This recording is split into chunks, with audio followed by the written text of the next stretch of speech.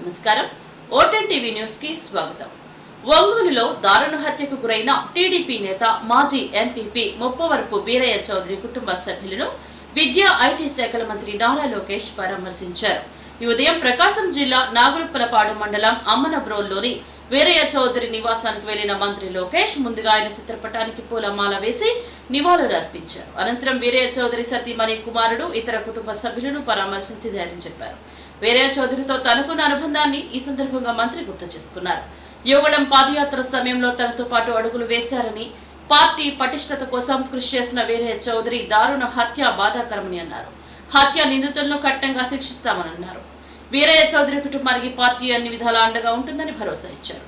కుటుంబ సభ్యులకు తన ప్రగాఢ సానుభూతిని తెలియజేశారు.